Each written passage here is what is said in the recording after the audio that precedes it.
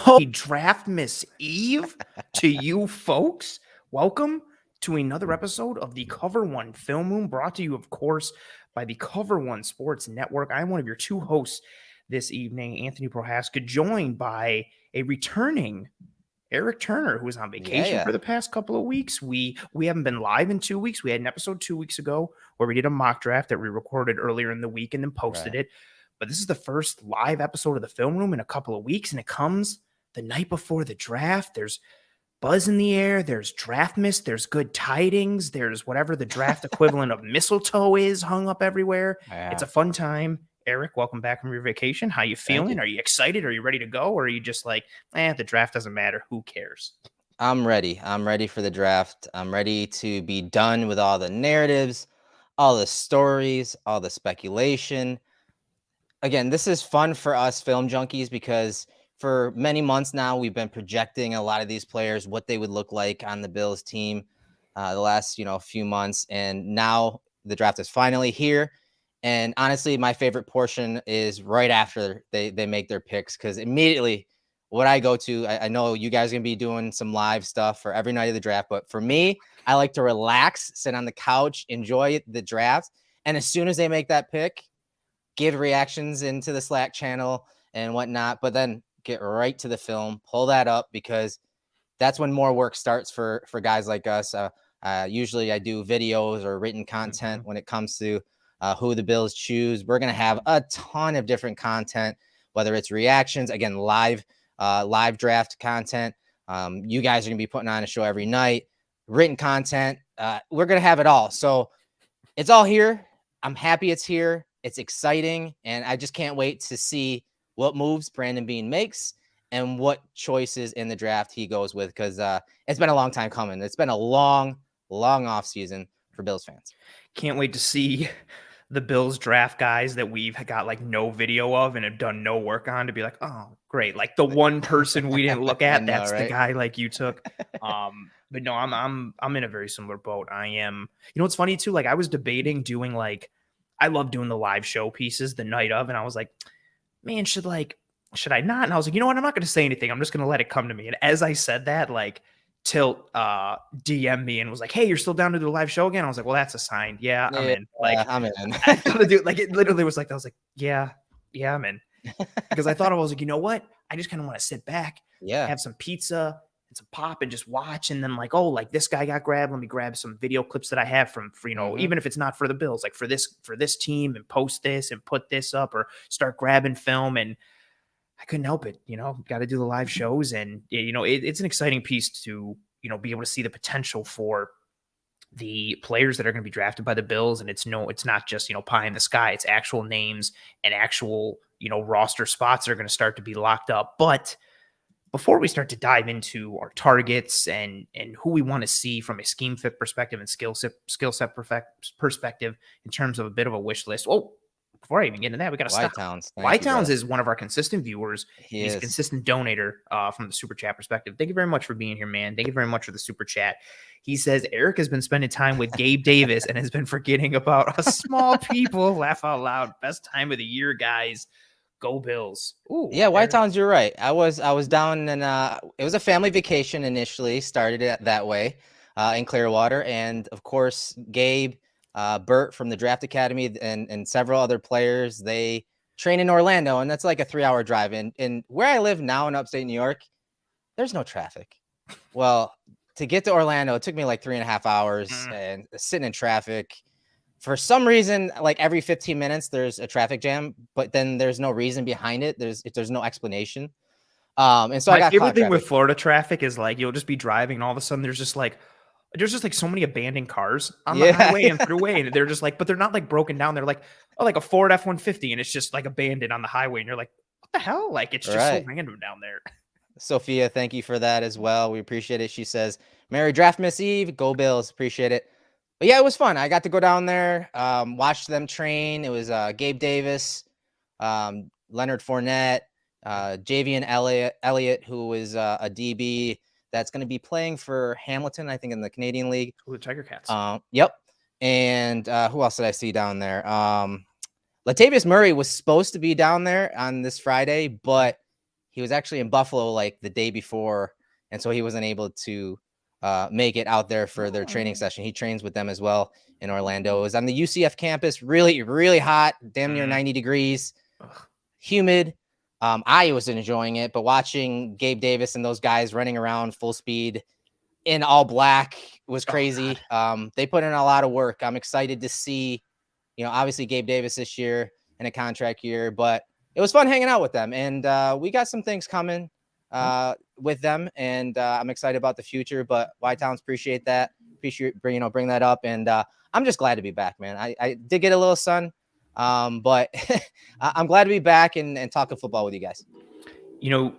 You mentioned, Y-Towns mentioned Gabe Davis, and you spoke about him a bit, and that's a position we're going to kind of start with here in this episode. Before we really get into the nitty gritty of the draft pieces, Erik, much like the last time we did a live episode here in the film room, there was DeAndre Hopkins rumors, and now we sit here on Draftmas Eve, and there just continues to be this DeAndre Hopkins smoke, whether it's legitimate, whether it's not, whether it's agent driven, or wherever the source point really is located. We continue to see a lot of buzz, whether it's from Hopkins himself, whether it's from Pac-Man Jones, the Pat McAfee show, all these things. Both. I would say everything. There seems to be a different development in the DeAndre Hopkins sweepstakes every single day as we get closer to the draft. It's the Bills and it's the Chiefs today. Like some rumors about the Giants being a potential suitor and candidate start to emerge. But let's look at it from a draft perspective. If the Bills were to land DeAndre Hopkins this week at some point in this draft weekend starting tomorrow, how do you think that shakes up not only the draft needs, but potentially if there's pick swaps involved, it could change the draft order. It changes. If you change the order for the Bills, that obviously changes where you are based on how the board is falling. You have potentially removed a need at wide receiver, potentially, if you've required DeAndre Hopkins.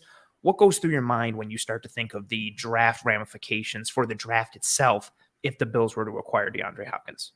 Well, the thing that's been talked about today has been, swapping of picks, going for the Bills going from 27 to 34, getting Hopkins and just moving back a little bit. And I honestly like that move from top to bottom. You're moving back, which is something being talked about doing anyways, that if he were a betting man, that would probably be the route he would go. And just the way the draft falls, I think that would be a smart play. And especially if you can, aside from the Hopkins thing, if you can move back to get some more picks, but if you can move back and take care of a priority like wide receiver, but also get a guy with the pull and gravitational pull that a guy like DeAndre has, that's a good move. And supposedly, again, I'm not big onto these charts and trade points and all that, what scales to use, but supposedly, in our chat, the guys were saying it's equal to like a third round pick. That's fine with me. Again, you're only going back 7 spots, and that in that slot of 34, you're probably going to go ahead and change from going after a wide receiver and maybe going after a position of need, more so like a Mike, a linebacker, or something along those lines. So I do like how that would fall, but I don't think the Bills want to make that move, and they haven't made that move yet because they want to see who's on the board at that time. If one of their top receivers is in striking distance for them to move up, or just staying there and that guy's going to show up at 27, I think they just stay. I think they stay, they get that contract, that 5-year contract with that receiver, and they go about their business. But if for some reason one of their top guys isn't there, I'd say probably it's likely between Zay Flowers or Jordan Addison. If those guys are both off the board, by all means, move back 7 spots, get D-Hop, and then go ahead and switch to your position need, which is linebacker, or any other need positions. I don't think you would draft a wide receiver after going in D-Hop. And so the other thing that's going to come to mind, and people are going to ask, like, when you have Diggs and Hopkins on the team, what kind of issues can arise? Will issues arise? And are there enough balls to go around for 2 ego-driven guys that want the ball in those crunch moments? What are your thoughts on that? We talked about it a bit when we broke down some Hop film here in the Cover One film room. And I think based on what we saw last year, I know Diggs commands a heavy target share, but with the nature of this offense, with the trigger man in Josh Allen, combined with also for better or for worse, we'll see what he looks like in year 2, but, combined with an aggressively minded offensive coordinator in Ken Dorsey, I think they'd be able to strike a balance. What that balance is, I don't think we're going to know until we see how things play out. But Stephon Diggs generally has been an okay guy. If he's getting like 5 or 6 targets in a game, but the Bills win, he's not a troublemaker. I think he's decently shed the diva moniker. I think based on the game plan, based on the matchup, I think there's enough targets to go around, whether, you're rotating kind of week to week or how it adds up in the end. I would think, though, there would be ramifications for everyone else on the team from a targets perspective, like down the rest of the food chain. Like Stephon Diggs is a target monster and dominates that share. I would expect him to stay as that target monster and that leader, but I would think Hop would get a significant uptick as like the number 2 target share guy. And then you're looking at everybody else kind of, I don't want to use this verbiage, but almost kind of like fighting for scraps amongst the Dawson Knoxes, the Gabriel Davises, Deontay Hardy, which I potentially like for that as well, because now you've got guys who are in that 3rd receiver spot or 4th receiver spot, like Khalil Shakir and Hardy or even Sherfield. And now you can kind of play more like chess matches with those guys, and you don't have to rely on them as heavily. You don't have to take a Hardy and be like, hey, man, we really need you to be healthy this year. Hey, Khalil Shakir, we really need you to take a jump in year 2. Now you can lighten the workload for guys with some injury concerns. You can allow for, development in the system for a Khalil Shakir. So I'm not worried from a Diggs or Hopkins perspective from a target share piece, but I do think there would be ramifications for everyone else, down the rest of the food chain, because both of those guys are going to command targets as they should, which means, guys are going to have less for themselves, which kind of long-term might maybe that works in the Bills' favor, because maybe Gabe Davis doesn't get a lot of work, and then teams are like, man, he didn't do anything this past year. And the Bills are like, sweet, you're on a discount. Come on back. Yeah, right. I'm just excited thinking about 11 personnel with Diggs, Hopkins, and Davis, because Hopkins and Diggs can work the slot, and they're 2 heady football players who know how to read coverages pre to post snap. They're also a couple dogs who aren't scared to go into that hook to curl area, over the middle of the field, in those windows, catch the ball and take a hit. I just think they become scarier over the middle, which is something we've been preaching for several months now, is controlling the middle of the field with possession type receivers. The Bills have missed that, especially from a volume sense, since Cole Beasley has kind of been on the decline and off the roster. I think that has definitely been missed. And yes, I think if you have a guy like Hopkins or Diggs working that middle more, but also it opens up things, as you said, for those other guys where, hey, it might be scraps. It might be a smaller target percentage, but it's going to be maximized more because they're going to have better looks because of those other dogs, right? So I think that's the delicate balance. And as that, said in the comments, I want that problem. I want that issue. I want that kind of problem. Yeah, I'm okay with that. I understand the contract and financial ramifications. They would have to, move some things around. But again, if they're talking to Hopkins, his team and the Cardinals, they have an understanding when it comes to the contract. And you know what? That whatever team he goes to, that may be settled already and in place. Okay. What they're waiting for, or these teams are waiting for, is how the board falls. And then maybe the price of it, whether it's, a 3rd round pick, 4th round pick, or just swap of picks. That stuff is probably in place already with several teams, but then they're just waiting for the draft to unfold. That's why this draft may be so exciting for Bills fans, because you have, this D-Hop stuff that is probably going to unfold, as Pac-Man Jones said, either tonight or tomorrow, or I'd say at the latest Friday, because I think, beyond Friday, then some of those picks probably aren't going to be worth the move for the Cardinals. Yeah, then it starts to get into kind of worrisome territory for the Cards. And I'm right there with you on kind of the Bills hedging their bets. Like, you don't need to make that move Monday or Tuesday or today. Like, go into the draft. And granted, maybe there's some risk. Maybe somebody else, has the opportunity to beat you to DeAndre Hopkins, but you let the draft board come to you. Like, maybe there isn't a run on wide receivers, and the only receiver that goes in the first 26 picks is Jackson Smith and Jigba, and you're sitting there at 27, and maybe Flowers and Addison are both on the board, or maybe how you're anticipating the board is falling, maybe you think you could trade back from 27 and still get Josh Downs in the mid 30s or late 30s, or play some kind of game with that. Like, let the board come to you, let it fall how it may, which Bean has done before. We have that track record, but it is, man, just it is exciting to kind of play, fantasy offensive coordinator, especially for guys like us, like the X's and O's, perspective, just what you could do with, especially for someone like Gabe Davis, right, who has had such tremendous success vertically down the field, despite the fact that he's not a burner. Like his ability to like work downfield.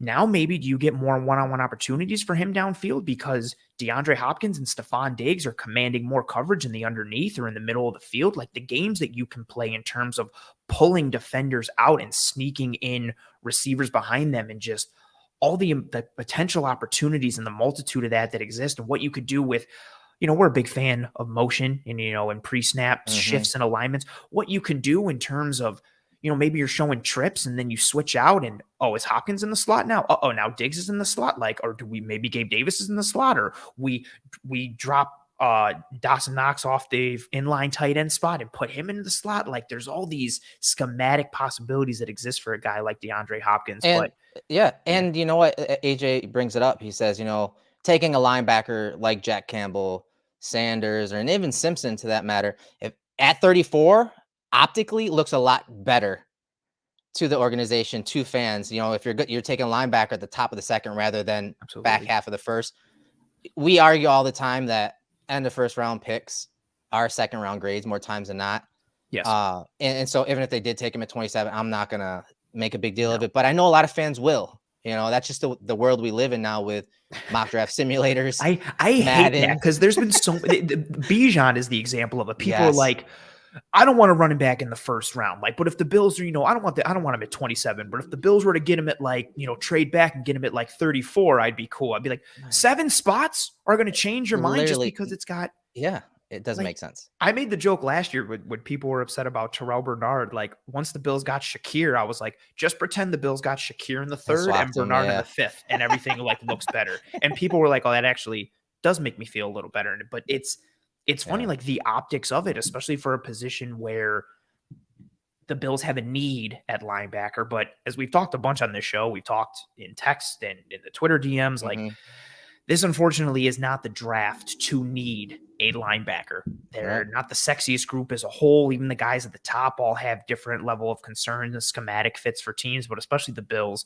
And yeah, I think a lot of fans would be, it's so funny to say that, would be so much more comfortable being like, you know what? The Bills took Campbell at 27. I hate it. But it'd be like, the Bills took Campbell at 34. I love it. What a great pick. It's like, are we really doing this? Especially if you added D-Hop to that. Oh my gosh.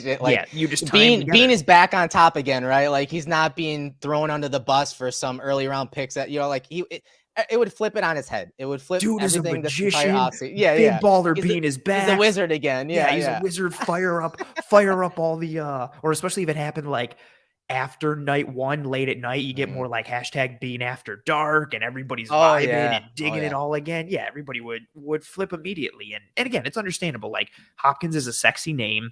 He's a proven dude. There's less projection involved with it. Like, and even people who don't know X's and O's and schematic pieces, like they know Hop is still probably like a low end at worst wide receiver 1, high end 2, and you're pairing him with a Stephon Diggs and an offense with Josh Allen. Like, oh, I like Thomas. Thomas says Campbell no matter what. Ooh, there's the linebacker group is spicy. Like I feel like people have turned on Jack Campbell and are more like Drew Sanders now. Like the thing I don't understand though, Ant, is this thought that Campbell is bad in coverage. I don't know where that came from. Like especially like if you're trying to transition or translate his game into the Bills scheme, it's flawless. The transition is going to be flawless when it comes to coverage and leverage and how to play those gray areas and zone coverage. Like he's the perfect fit. Yep. Versus Sanders, who again, some of his draw is the versatility and playing edge, and the Bills could use that on third downs with Von Miller out half the year. I see the value in that. Yeah. But when it comes to coverage, he's still got a ways to go. And Sanders is at his best up at near the line of scrimmage. He's more of that rat player near the line of scrimmage, not necessarily range guy out in the zone a little more. He's got a long way to go in that regard. I just don't know where this talk about Campbell not being good in coverage. When it comes to pattern matching, like he recognized it. He's pointing out route combination. I don't know. I don't know where that came from. It's It super just baffles me. He's out there like mirroring tight ends and running backs. And yeah, like the pattern matching piece is something that doesn't always happen with regularity at the college level. Or if it does, it's not happening to that level that Campbell operates on.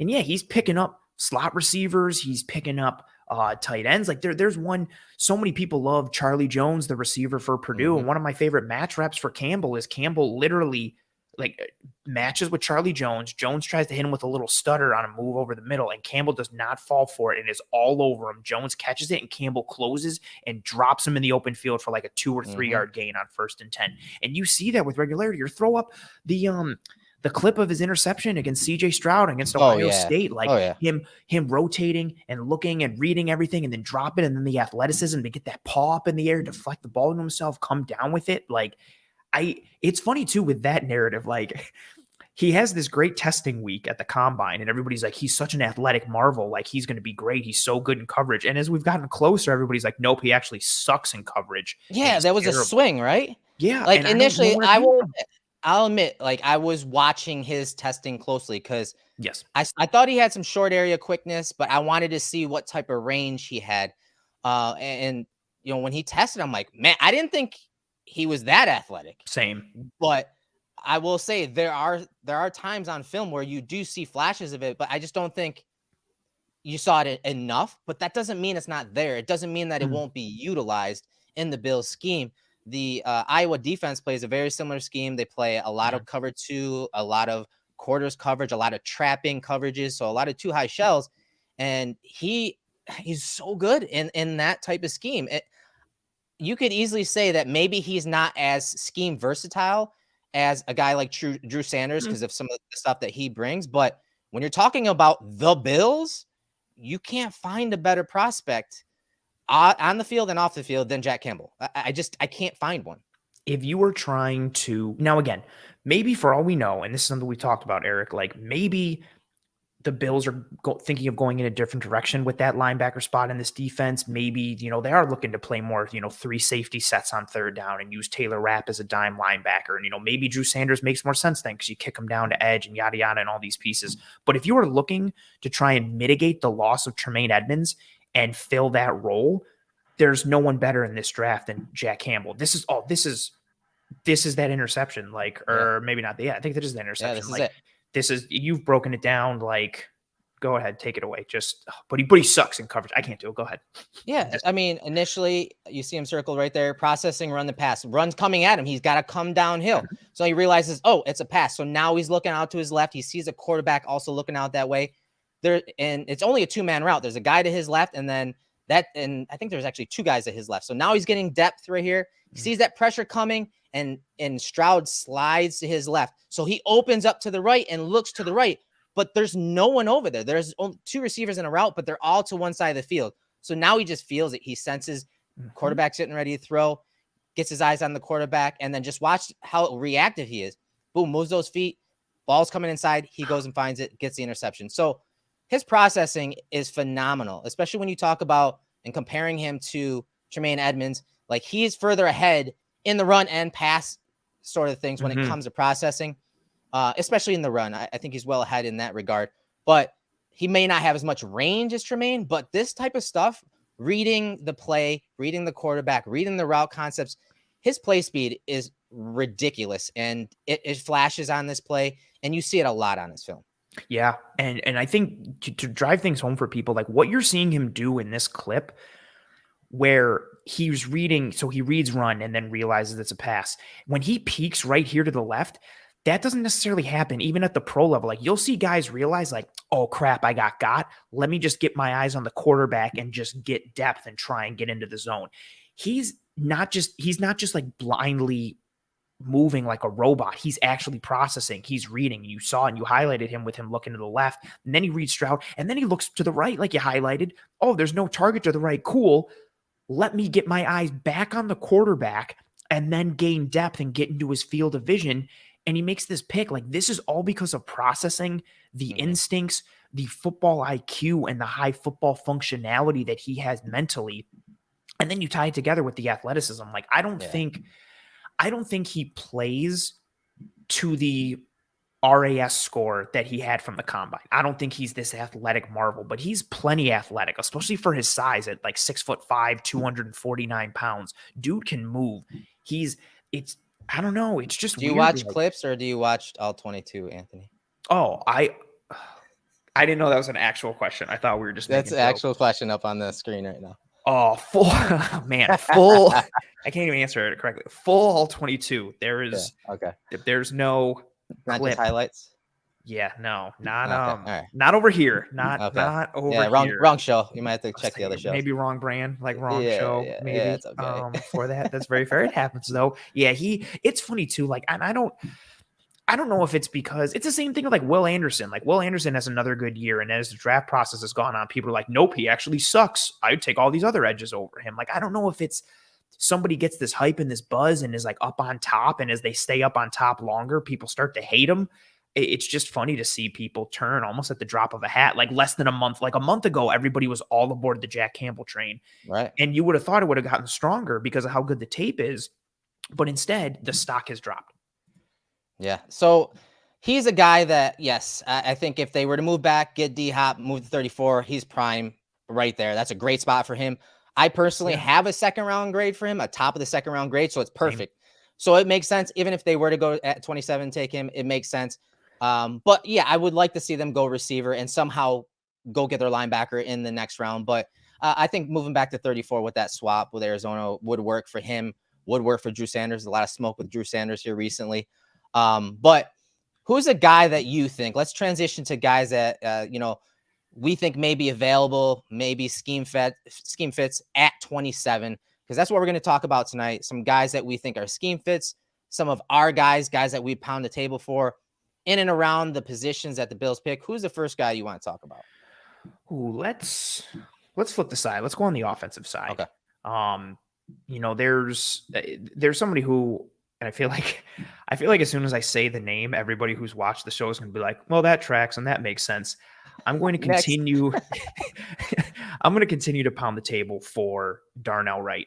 Just what he is as a player at his size, the athleticism and his ability to move at 6'5", 330, 340 plus, his ability to anchor versus speed to power. And even when he needs some work there, like he's still improving. Like and I think that's the conversation too. I think people, I don't know. I feel like he started to get a rep of being like a low ceiling guy. And I don't necessarily agree with that. I think he brings a strong floor to beat out Spencer Brown, but also has the ceiling to continue to grow and continue to get better. He's an athletic grizzly bear. He's more athletic than he has any right being. But like a lot of guys coming out, he'll be inconsistent with his hand placement at times. His footwork at times can get a little messy. You're seeing how clean when it works here against a guy like Will Anderson, and this is the tape that everyone points to, but when it works, it really works. Like he had a very good game here against Bama, against Will Anderson, against Dallas Turner, very similar against LSU and against all these teams that have good athletic edge rushers, whether it's guys with bend, whether it's guys with speed to power or physicality. Like, and Eric, we've talked about this on the show. We talked about it at the Senior Bowl. When I asked him, how he watches film, he talks about, he studies guys, puts them into buckets based on their skill sets, practices for those skill sets. He just has a very professional approach to the game. You match it with the physical athletic ability and some of the technicality. He's got one of the best snatch and traps in the entire draft, might even have the best one, has enough movement to, function on dart and those tackle wrap plays. And I still think he has a ceiling to reach. I'm still gonna, bang the drum for him in a wish list perspective, along with some other tackles. And I saw that comment there from, this is it. This is the one. I'm behind the camera, so you can't see me. This was just an awesome answer from him. This was awesome when you asked about, some of his habits and film habits and studying. And I always say this because I want to give you credit for this, because you asked him this at the Senior Bowl, and like a couple days later, Daniel Jeremiah got the same answer. And I was like, sorry, man. Pro Ant got you. He beat you to the scoop. He beat you to the scoop. So I'll play this. It's only 30 seconds, but I thought it was so enlightening, especially now. Like when we were there, everyone was talking, oh, he's a great second round pick. We were like, hold on. After that first day, we're like, this dude's a first round pick. What are the people talking about? Yep. And you're hearing a lot of negatives about him right now. And I don't know where the truth lies about him as a player, but there's been a lot of character concerns with him over the last week or so. And so going back to this at this moment, the night before the draft, is interesting to listen to and watch. So let's let this play here. And again, sit back and listen to this guy, because there's a lot to his game on the field, but a lot of it also occurs from the shoulders up. I have a little way I break down, kind of put people into a couple categories. Like, so I have 3 categories. I'll go speed, power, and finesse. Okay. And throughout the week, I'll just kind of watch people, and then as Tuesday and Wednesday, that's our work weeks in college. So Tuesday, Wednesday rolls around, I'll try to at least have an idea of what categories those guys in. Like, for example, I may put somebody into the speed and finesse category. So throughout the week, all of my sets and everything in practice, I'll try to mimic that throughout the week. I've seen those reports come out about like character concerns, or like a lot of it tied to like his work ethic and how he approaches the game. And where I do believe, where there's smoke, there is fire. And if you're getting that type of reporting from several different scouts or several different teams, like I don't think you can completely dismiss it.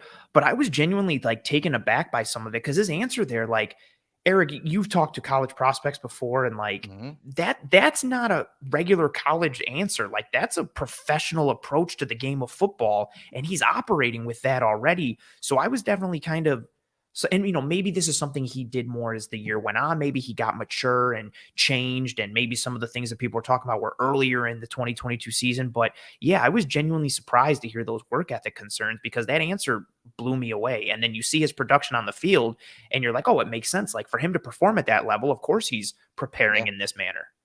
Yeah, and that's what is cool about the Senior Bowl. That's the small opportunity that we have to get to know some of these players off the field, which, when it comes to evaluation, that's a huge part of the evaluation. Getting to know the character of these players in that short amount of time on those limited meetings. But it's cool for us because we're able to do it on, at the Senior Bowl as well. So that was surprising to hear over the last week, some of the character concerns. But when you turn on his tape, especially last year, because the year before when he was at left tackle, he was kind of up and down, but he settled in last year, especially against very good competition. And like you said, he has a variety of sets. He goes through his film differently and challenges himself during the week, so that when he gets in the game, he can react properly. He has a variety of sets, angle sets, vert sets, jump sets. I mean, back pedal. He'll show one set and then revert to another one just to see what the pass rusher does. He strings together some really nice counters, and then finishes with either that snatch trap when guys go to long arms, snatches guys to the ground, which, yes, that is a thing. Snatch trap is a real thing. Crazy. And then, what a world. And he's got a good anchor. And like you said, he's a grizzly bear. He's got really good feet. And I think he's going to get better when it comes to that. And especially against the run, he's got to exert that physicality a little more. For a guy his size, he should be moving people more. Yeah. But I also think that offense he played in, he wasn't asked to do that. So I think that's an area you'll see immediately that he's probably better than what you thought. But he still has an area to improve when it comes to moving guys, displacing guys, whether they're on angle blocks or down blocks. He can do a better job when it comes to that. You just see like the little things, like even the subtleties of, kind of feigning throwing his hands in order to get the edge rusher to declare, and then he'll pull his hand back and either snatch you down, or he'll aggressively jump out and get you because he knows like you've just lost your leverage and you've changed based off of like trying to initially read him. And like that level of, again, the mentality of playing offensive tackle, it's nice to have the physical traits and to have the tools and to have the size and the length and the strength. But again, like we've talked about and been saying this all off season, like it's the mental side that really separates these guys. And when you hear him speak and you see how he operates and he plays, he's already got like little technical nuance and mental nuance that should, in theory, just continue to drive him up, in terms of his ability to produce at the NFL level if he's drafted by whoever he's drafted. Eric, what about you?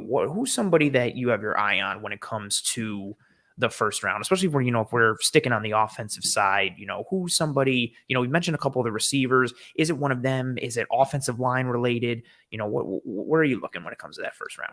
Let me ask you though, is Wright a guy? So if he's there at 27, is he the guy you're banging the table for Is he one of your guys that you're saying, yeah, you got to go ahead and draft him? Yes. Okay. All right. Just want to make that clear. My guy, I'm going to stick at tackle. It's someone that we've talked about. It's a pipe dream. I'll say it. Peter Skoronski. This would also, and to say it would be consensus. Yeah. This would be my ideal as well. And the reason I'm bringing him up, I don't think he'll get there at 27, but I want to preface it by saying that.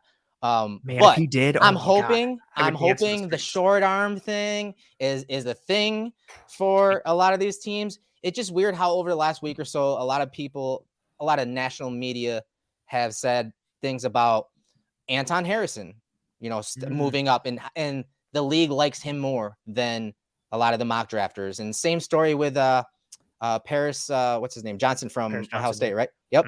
The league likes him more. So I want those guys all to get bumped up. That's what I want. Yeah, they're better tackles. They have longer arms. They're more athletic. Say all of that because I want Skoronski to fall. Will he? Probably not. But if he's one of those guys, if Bean were to move up to say 20, like he talked about, like, hey, right around 20 is when I start to realize, do I want to go up or do I want to go back? If he's near 20, he's one of the guys I would say go up and get Skoronski because I think he's got tackle and guard flexibility. He's my tackle one. I'm sure he's your tackle one as well. Incredible technician. You saw Aaron Cromer in some of the video at his pro day, at Skoronski's pro day. You saw Aaron Cromer in there, getting a good look at him, working out with him. Great movement, balance, really good with his hands. He can absorb an anchor with his hands. He uses his hands with leverage, which is scary because, again, he doesn't have long arms. And he honestly doesn't really fit a lot of the Bills or Aaron Cromer's archetypes. But that's how good of a technician he is. And it's not just with his physical abilities, but also, again, he's very heady. He has a very high football IQ on all accounts. He's a guy I would, if he falls and gets into that 20 range, go up and get him. But the Bills stay at 27. I'd say the tackle that I think they will like and kind of fits the bill is Anton Harrison from Oklahoma. You saw a lot of the video at his pro day where the Bills assistant offensive line coach Austin Gunn was there watching him. Harrison was coached by one of the better offensive line coaches in America, and Bill Bedenbaugh. He's 6'4", 314, 34 1/8 inch arms. So he's got that length that the Bills like and Aaron Cromer likes. I think he does have some areas of opportunity when it comes to strength and power. I think he can get stronger. And that's why I like him when it comes to bringing him on, helping him, competing with Spencer Brown, and see who wins that battle. I really like him. Very smooth in his kick slides. Plays on the insoles of his feet, which is something that, we've talked about a lot since the Senior Bowl, because you saw guys like John Michael Schmitz. You've seen Joe Tippmann's this way too. You got to be able to set a firm pocket, and playing on the insoles of your feet is something that he does really well. Bergeron's another one of those guys. Eric says, hey guys, what about Bergeron? I think he's in play here as well. But I just think Harrison has a higher ceiling. I like Bergeron. I like Bergeron more as a guard. Right? Remember the first day I was like, yeah, you did. Guard. You literally were like, I think he'd be better at guard. But yeah, what are your thoughts on Harrison real quick before we transition? I echo a lot of the similar sentiments. His athleticism is impressive. The length is impressive. I like what you said about, him getting stronger. Like, I think when you look at his frame, like he could get bigger. Like I could see him pushing into the 320s or like low or mid 320s, like him thickening out a little bit more. He's got the athleticism. He's got the quickness that you like to see, his ability to climb to the second level, going to Oklahoma, he finishes really well. They're taught to finish and be mean and nasty in that regard. What excites me the most about Harrison is like he has technique pieces to clean up, hand placement and footwork and how he moves and angles to take, but he still wins despite having, like, even when he kind of quote unquote like screws up or is a bit sloppy with his footwork or doesn't time his strike or punch well, or his hand placement is off, he still has the ability to recover or win because of arm length or athleticism or bend. And you watch him hold up against other quality dudes. Like I had a big time eye on him when Oklahoma played Kansas State. He was going up against Felix Anudike-Uzomah, and he had a really nice snatch trap on him and some good technique pieces. I think he's a guy who's athleticism allows him to potentially play left or right tackle. You see his frame. He could add on more muscle. He comes from a well-coached school. I think he's a dude that, again, has enough of a floor that gets you excited, but the ceiling is really what you're banking on. I feel it's similar in a way to, I don't want to compare him to other guys in the draft, but similar to the Paris Johnson conversation and the Broderick Jones conversation. Like, you're kind of thinking of what these guys could be when they start to get closer to their ceilings. I think Harrison fits that mold as well. And I would be very comfortable and cool with him being the guy at 27, given his athleticism, the tools and traits that he brings, and what you could potentially stack on and build upon going forward. Yeah, talking about stacking, who's the next guy that you would think in and around that range of 27 for the Bills?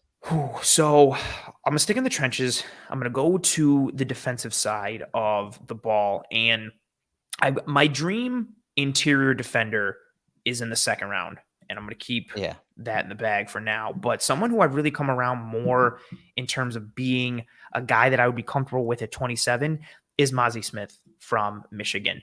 6'3", 337 pounds. We've talked so much about, as you bring up the film here, we talked so much about the Bills being a nickel defense and playing with light boxes and the importance of the defensive line in keeping second and third level defenders clean. And that is what he is built to do. He plays low. He's physical and powerful versus the run. He can torque offensive linemen as if he's an offensive lineman. You'll see him just use that torso strength and that abdominal strength and just torque guys off him and slam them to the ground. He's got the ability to line up on the center shade. He can be a one tack. He can be a three. You'll see him line up at a 4-eye at times. He's not the biggest pass rush productivity guy. He does have a long arm that he'll use, but because of the power that he has, he's an athletic freak, like in terms of athleticism and strength. Honestly, a lot of the Michigan guys are. You look at what Aiden Hutchinson did last year, what DJ Turner did this year, Mazi Smith, like they have a tremendous strength and conditioning program. So he's powerful, and his ability to win in the pass is because he has that power, and he has his ability to get low and extend and drive offensive linemen back. You're showing that's one of my favorite ones from Ohio State. Like, he just gets that into the guard, and you just see one quick pop. 66 overextends. Mazi gets that punch right into his chest.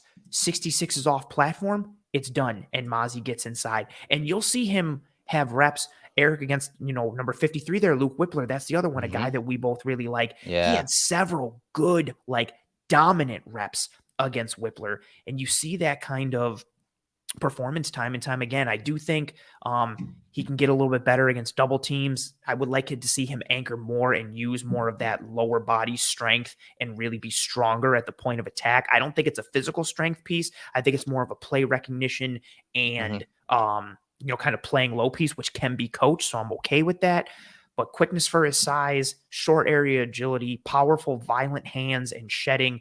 I think he's somebody who I would be excited to stick into the interior of that defensive line for this year to keep the linebackers clean. And then also someone you could rely upon in 2024, where the Bills currently have no defensive tackles under contract for that year. And, as you've shown in these clips, and these clips aren't like cherry picked. They're not just grabbed to make a highlight. Like, this is play with regularity, and this is against quality offensive lines. Like Wisconsin has a quality line. Ohio State has a quality line. This game against TCU, Steve Avila, left guard number 79, who a lot of people have pegged as like a high second rounder, one of the best guards in this class. He got the better of him on several reps. And when I say gotten the better, I mean chucked him to the ground, drove him back into the quarterback's lap. The way he plays in these clips is something he operates with regularity. And I think he has the ability to be he's not going to be a stat, monster or a raw box score kind of guy, but his play causes chaos. And I think it's a positive domino for the other players on the second and third level of the defense. I agree. I think he's still ascending too. Some of the stuff that you may worry about with him, I'm still in that wait and see mode. I think he wasn't asked to do certain things as a pass rusher. And so I think it's there, and it's still trending up. He's, as you said, a very powerful dude, naturally powerful, and he knows it. When there's shock in his hands, as I put in the video, when you see guys heads, jerk back, or their shoulder pads are elevated because of the hands of Smith. I think he's going to be he's almost a perfect player for the Bills, because I think the Bills will fall in love with the type of guy he is. And again, first rounder, I could see the Bills easily taking him at 27, which is where you had, projected him in this cluster of players. But I'm going to switch sides. I'm going to go to the offensive side of the ball. I think one guy that I'll just talk about briefly that should maybe be there at 27 is Zay Flowers. I think he has that gravitational pull, even for that smaller size and that stature. He's the type of guy that you have to know where he is on the field on every play, because he could be the jet sweep guy, the gadget guy. He could be the screen guy. He can be a guy that's just running a drag route and taking it to the house. He's very violent and aggressive in his route stems. You saw pictures of Brian Gain, assistant GM of the Bills, at his pro day. And the funny thing is, his coach at BC, his wide receiver coach and the passing game coordinator is Wyatt. I think it's Daryl Wyatt. And this is important or interesting because he coached Gabe Davis at UCF. So there's a link to that. There's a relationship already there. And when you talk about getting to know these players, I think Zay Flowers is a guy that could be there at 27. I think the chances of him being there are probably slim as this process has gone on, but 29 total touchdowns, second in this class. But the guy that I do think, and just to kind of fast forward, the guy who I think will be there is Jordan Addison. I think with what he brings, I know he's a little light in his measurables, really didn't stack up all that well, and testing didn't stack up all that well. But before any of that, when you watch this film at Pitt and at USC, you're like, this he might be the best wide receiver in this class. Yep. And then the testing happened and it dropped him. And it's funny because it's very reminiscent of Gabe Davis. Like, hey, Bean says, yeah, I hope he runs a little slower, so he's there for us. This is the type of guy that could slide to the end of the first round and just really clean up perfectly fit for the Bills, because he's got some positional flexibility, but early on, he's exactly what the Bills need as a route runner, as a separator, thanks to his route running skills from that slot. Just imagine him, Gabe Davis, and Diggs in those 11 personnel sets. I could see him being a very good slot receiver, especially on those whip routes or those return routes. He's very good at that. So he may not have the long range that you thought he had from seeing some of those post routes and Dino posts for touchdowns, but he plays faster than that. And I know that's a buzzword and that's a cliche, but it really shows for him, especially when you compare his film to his actual testing. Absolutely. I wanted to pull this comment from Matt because Matt says Addison's testing got me scared. I hope there's teams that feel that way in the first round and that makes him fall. Like Eric, you said it spot on, perfectly. He plays faster than he tests. And I know some people will be like, that's a cop out. The testing is what the testing is. But his craftiness as a route runner and his ability to pace his routes in the stem allows him to take advantage of the speed and the quickness that he has. Sometimes blowing by corners or safeties or, any defender, it's not always just about pure speed. To run by somebody or be fast on the field, it doesn't mean you have to be a 4.4, low 4.40 guy or a 4.3 type of guy, especially at the wide receiver position. It takes pacing. It takes the understanding of leverage and positioning and the ability to read coverage. He plays fast because of his mental ability. And I think he's got, is he a burner? No, but he has enough speed. He has enough quickness. He's a sharp route runner and a crafty route runner. And at the end of the day, illusion of speed, right? The illusion of speed is something Shakir talked about in that interview that we covered last year. Like the illusion of speed. You may not be the fastest guy, but there are guys that are really fast that only have one speed. They don't change the speed of their routes, so they're easy to gauge. He's just the opposite. He's not the fastest guy, but he shows that illusion of speed. Like right there, you see him. He sells like he's running a crossing route right there, puts on the brakes, and he's whipping out back to the boundary, and you can see that defender is out of position, having to work over the top. That banjo coverage or switch isn't there, and he's getting in there. I think he played better with Pickett. I think there's no doubt about it, but he's reliable over the middle. As you said, he runs his routes with really good pacing, and he can still get deep. You see here, like he can still stretch the field, for certain looks, especially shot calls. He's a well-rounded player who obviously played a lot faster on film. And I think when you talk about his transition into the Bills offense over the middle of the field like that and in the slot, he could be filthy in the Bills offense. Yeah, he's a reliable technician at the receiver position who wins with route running and deception and football IQ and that again, I know he's smaller but at the 170-pound mark and he's got a thinner frame and you can worry about some of the physicality pieces. I understand that. But really good route runners usually translate well to the NFL level. Guys with high football IQ usually translate well. This play against Stanford, against Caillou Blue Kelly, who is a corner I like, when he scores here, even just this, like the ankle flexion and the balance, because I remember I clipped it from the end zone angle. He gets tackled here. His right foot steps into the face mask of Caillou Blue Kelly. And he pulls it out, lands his other foot, and maintains his balance and go through. Like, that's a special level of ankle flexion there. And so I know some people might be like, who cares about ankle flexion? He's 170 pounds. Like, that sucks. That's important for how you get in and out of your breaks and how you operate in your stem and at the top of your route. And also, Eric, I think you posted a clip of him talking about this or someone talking about it. His pro day performance, which was a horrible weather day at USC. Yeah, it rained. It was a horrible track. It was not ideal conditions. And I believe his quote was something along the lines of like, hey, I don't care what it is. Like, I'm going to go out there and work and kind of get the job done. And that's what he went out and did. Like, and I think that type of mentality tracks well for the Buffalo Bills from a culture perspective. Like, he just ticks a lot of boxes. Like, he separates at the stem and at the top of the routes because of his craftiness, because of his deception. I do think he's a real quality wide receiver. He's my wide receiver one in this class. Jackson Smith and Jigba, I like a lot, but I see him more as kind of a best in slot or slot only. I think Addison has some outside versatility as well that ticks him up. He's a real technician. And you pair him a little baby Stephon Diggs with Stephon Diggs. Like, imagine what his game can do. It's just a fun dynamic to add. And this is the last part I want to talk with him. He's in the slot here. These are back-to-back clips. Watch how he makes these two routes look the same. So right here, is the out and up and then the out?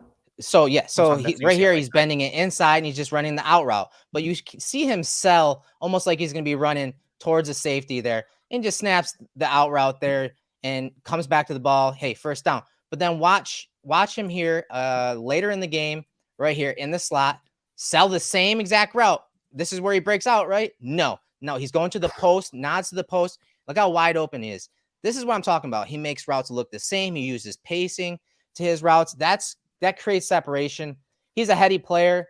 Sure, he didn't test all that well, but on the field, these are the type of players that translate well into the offense of the Buffalo Bills. And he's got one. I got excited and I jumped the gun. He's got one against UCLA. It's literally back-to-back plays. It's a third down. He runs an out. It's like 3rd and 8. He runs the out at 10 yards, first down. They get the first down. So the next play is first down. He runs the same route from a release perspective, the stem perspective, but it's an out and up. And he just cooks the corner. And I think UCLA is playing like cover 2, honey hole shot from Caleb Williams and first down. But he sells it. Again, he's stemming it the same way. The body lean, the head tilt, the eyes.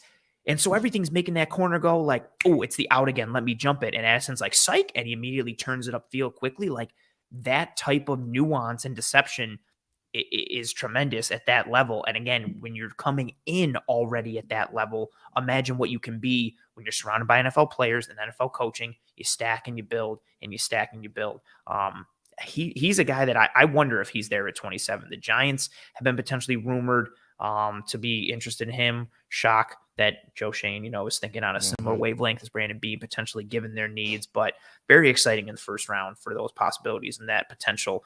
Eric, let's move on to some second round guys. Who's someone that you have tabbed in the second round as someone that, whether it's offensively, defensively, someone that you have your eye on as a wish list guy in the second round?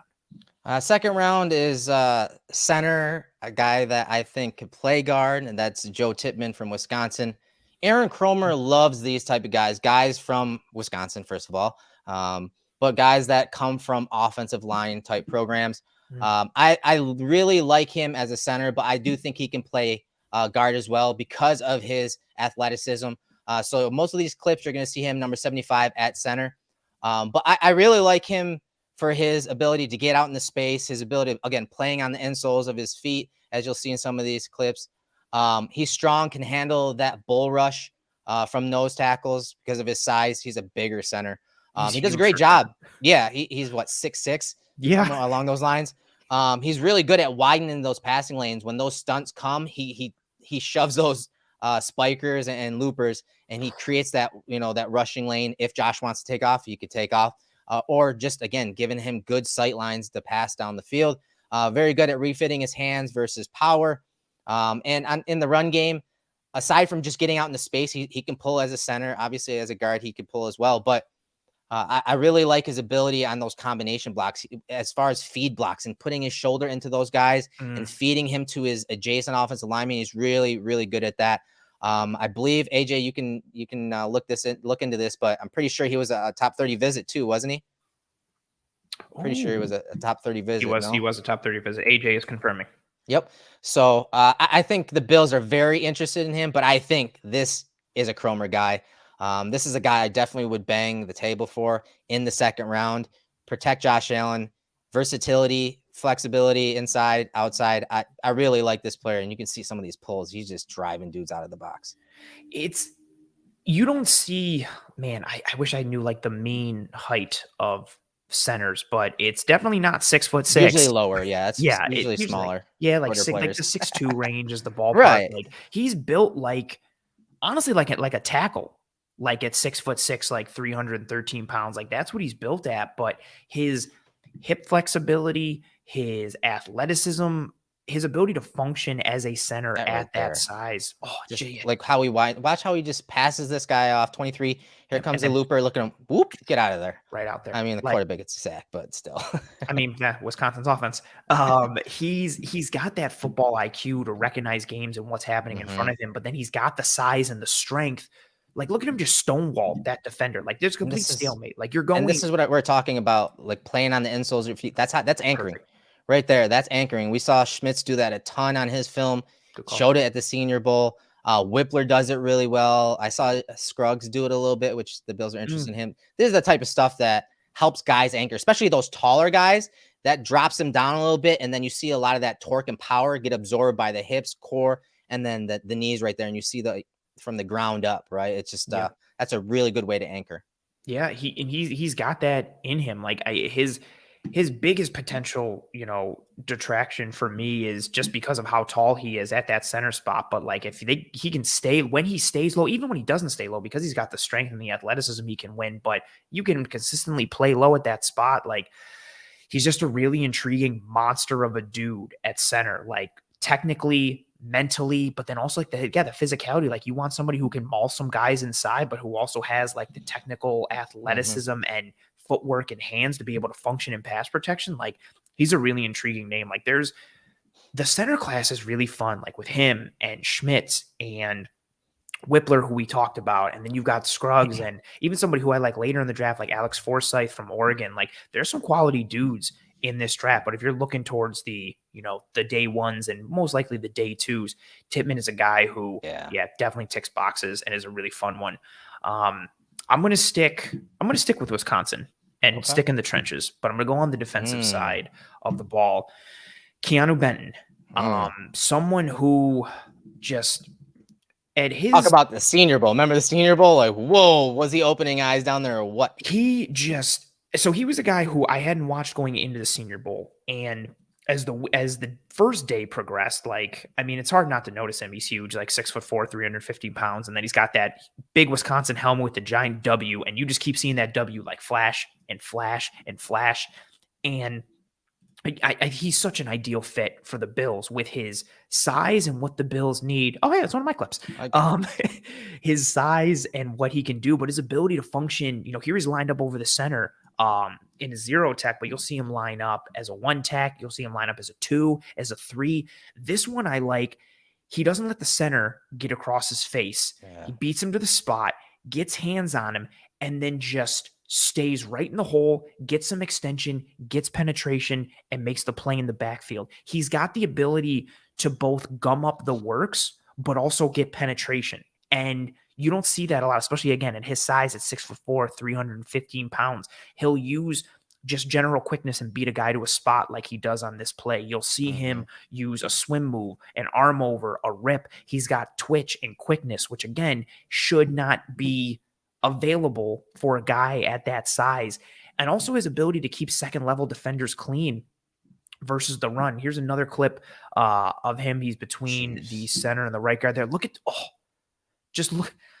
I don't even like club, dude. Like, and it's so fast. And what's nice about this one too is, so in this game, he was starting to get, he was occupying his man. It wasn't a ton of penetration initially against Michigan State. So leading up to this play, he was winning, by getting low and attacking his man. So I feel like in this one, the center anticipated that and was like, let me get out of my stance. Let me get low. And Benton was like, psych, and just club and is passed him in a heartbeat. That move right there, it happens against Michigan State. It happens against Northwestern. It happens against Illinois. Like that's, and this is what we saw at the Senior Bowl. When this type of physicality and violence, his hands, he plays with such violence in his hands. And a lot of times it's these club moves when he's at a zero tech, when there's a run stunt and he's able to slant inside. He just comes with that physicality. But as you said, he's got the size to occupy as well. He's decent at it. It's not maybe his strength, but he can do it. And he plays with good leverage, being a former wrestler. So Sean McDermott likes him.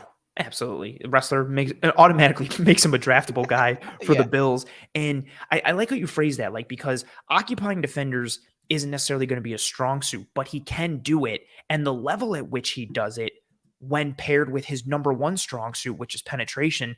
Here's another one too. Like, this one is just him reading the play that's going on in front of him. He gets first contact. You see him immediately extend, and then watch how quick the hands are as he quickly disengages. It's boom. Yeah. Quick little arm over, boom, into the backfield, heats up the quarterback, forces the incompletion. You got some twitch, you got some quickness, you have some size, you have some strength, layers. There's a lot to like. This one, his clips are so fun. Like here he is again, this time lined up directly over the center. Watch the lateral agility on the snap. So he goes from the center to the guard, extends, quick little, push pull, gets underneath him, and is by in the blink of an eye, or quicker than a heartbeat, and gets into the backfield, heats up the quarterback. And some stats for people, just in case you want to be like, oh yeah, but what does he look like from a stats perspective? Well, I got you covered. Of the 204 interior defensive linemen that had 50% of pass rush snaps last year, again, 204, Keanu Benton was tied for third in PFF's pass rush productivity metric, a formula that combines sacks, hits, and hurries relative to how many times they rush the passer. So he was third out of 204 interior defensive linemen in pass rush productivity. He was also tied for fourth in QB hits. He was tied for fifth in pass rush productivity and true pass sets. He was seventh in run stop percentage out of the 216 qualifying interior defensive linemen. And he had an average depth of tackle of 0.8 versus the run. He plays on the other side of the line of scrimmage, is what absolutely. You're telling me. And I don't know, because we only watch clips. Do the Bills defensive linemen like to play that way? Do they like to get penetration and play on the other side of the line of scrimmage? Oh yeah. I mean, especially when you're talking from the nose tackle position, Daquan Jones, he's got very similar type stats where he plays up the field. And he's also not the biggest guy. He actually plays in the 315 range. A lot of people think he's in the 330 range, but he actually plays 315. That's confirmed from himself. And Benton's that same kind of way. Again, that he's got that club move, just like Daquan uses. Like, he's very similar when you're talking nose tackles, but I do think he has some versatility to bump out into 3-tech, into some of those 4-eye techs. He's got that type of athleticism. But I'm going to switch to a defensive end. I know a lot of Bills fans probably like, why are you wasting time on DN? The Bills have drafted several of them. They've invested. I agree. But there's one guy I just couldn't take him off the list, because I think he's really what the Bills are looking for. If we're looking for another DN, you got to think about Epinesa, right? He's in his final year. Yes. And he's been more of a sub package type pass rusher. Absolutely. He hasn't come along as a run stopper or played as well as a run stopper, which I thought he would early on. But a lot of that has to do with what they asked and how they asked him to change his body. But the guy I thought that, would really fit for the Bills if they were to target a guy at edge in that round 2 area That's Foskey, Isaiah Foskey from Notre Dame. He's a captain coming from Notre Dame, does a great job. And you see some of my notes there. Ricochets off pullers to make the tackle, disposes of tight ends. He's one of those guys, kind of like Shaq Lawson, that just takes care of tight ends and eats their lunch. Very good long arm. I like his pass rush moves. He's got a really good long arm, and then he's got some counters off of that and transitions. He's a guy that the Bills like because senior, he played a lot of football, 85 total pressures, 27 sacks. He's a guy at the Senior Bowl. I saw Brian Gain getting a nice long look at Foskey and some of those run defense drills in the corner of the end zone. He's a player I just wanted to mention. I think he would really fit what the Bills are looking for at edge, some of their archetypes, and super productive guy that can also rush a passer. I think he'd be a great fit if they're looking at an end. But the guy that we both love, and I think that Bills Mafia has really grown to love over the last week or so on the other side of the ball, is UNC wide receiver Josh Downs. So let me hear some of your thoughts on him while I bring up the film, and I'll share my 2 cents on him. You really hit it this week with some video package stuff in terms of comparing him to Cole Beasley. And I think if anybody had any doubt, that should have solidified it for him. He's just such a crafty route runner, and how he's a crafty and unique route runner, and how he paces his routes, his understanding of leverage, his understanding of coverage, his understanding of how to put defenders into conflict positions or disadvantageous positions. It's just consistent. And I know he's, on the smaller end of the spectrum, but he plays a lot bigger than he may seem. Out of 113 wide receivers in 2022 that had 50% of targets, he was second in contested catch percentage at 72.2%. He caught 13 out of 18 contested throws. And as you play some clips here and we dive into the tape, I'll just mention a couple other stats. 63 qualifying receivers for this next category here versus man coverage. Out of these 63 wide receivers, he was first in reception percentage at 82.5. He was third in touchdowns with 7. He was fifth in yards per route run at 3.72. He was third in first downs, and he had the highest QB rating when targeted versus man. And then against zone, again, out of 63 qualifying wide receivers, he had the highest reception percentage versus zone, and he had the 8th highest QB rating when targeted versus zone. He's somebody, Eric, who adds a security blanket feel to the slot and to the interior of the field with his understanding of leverage, his processing, his pacing, his craftiness. There's a lot to like when you watch Josh Downs operate out of the slot for a multitude of reasons. Yeah, I really like him because we talked about earlier controlling the middle of the field, right? And the Bills missing that type of player and that type of respect. And having a guy that can make these catches over the middle. Downs is a guy that had like a drop rate of like 4.7% according to PFF True Media. Wild. So he's very good over the middle. But he also commands respect. Watch on this play how many defenders have to get their eyes on him. So there's one right there in the slot over him. Watch the safety in the deep half right here. There's 2 defenders. Then watch the 2 defenders up here having to get their eyes on him. And that opens up the one-on-one up top for the other receiver, his teammate. So he commands that type of respect. And you saw it a bunch. There are teams that love to bracket him. Go watch the Florida State game. Go watch the Virginia game when he's pushing vertically. Like, they were bracketing this guy and using a lot of those vice coverages to slow this guy down. Show that one. Show that one against Notre Dame. Here it is. I mean, this is the type of stuff. I call him a leverage thief. He's good at using some of these picks, and then he's creative. He's a creative, I call him a problem solver. You can see it looks like man coverage here. He sees the spacing. Look him use the rub. And the guy works over the top of it, does a great job staying over the top. But guess what? He thinks on his feet and just crosses that guy over. And he's open there in the back of the end zone. He's a creative problem solver. He knows how to attack leverage. He knows how to steal leverage. I mean, I really like this guy. You name some awesome stats. His short area burst. He finds the voids in zone coverage. He understands how to beat man coverage and beat that leverage. He has some vertical game to him to sneak deep, as I talked about. Let's see if I can find a couple more of these clips because I did a bunch on him. I was going to say, you've done so many. I've done so many. I'll see if I can get one of the longer ones. Oh, this one right here. is just amazing. Let's see if I can get this one to play here. Probably not. That's the problem too when you do so much work on a guy and then it's Yeah. like you've posted so many videos or clips and you're looking for that one. It's almost like a needle in a haystack sometimes trying to find that one. Like, and honestly, he's just so impressive with what he does and how he operates. And here's another one of him. Here's one right here. He's in trip set to the top of the screen. Watch him again work through that second level. He's running this crosser here, but he sees this defender driving on that. So what does he do? He works behind him. He works behind them, runs that cross route, and gets wide open for the first, near the first down. Like that type of processing. Watch it from the end zone angle. Watch 33 right here. Try to drive on that crossing route, and here goes Downs right there in the middle. He just sneaks behind him for the first down. That's the type of processing and problem solving I want from a slot receiver.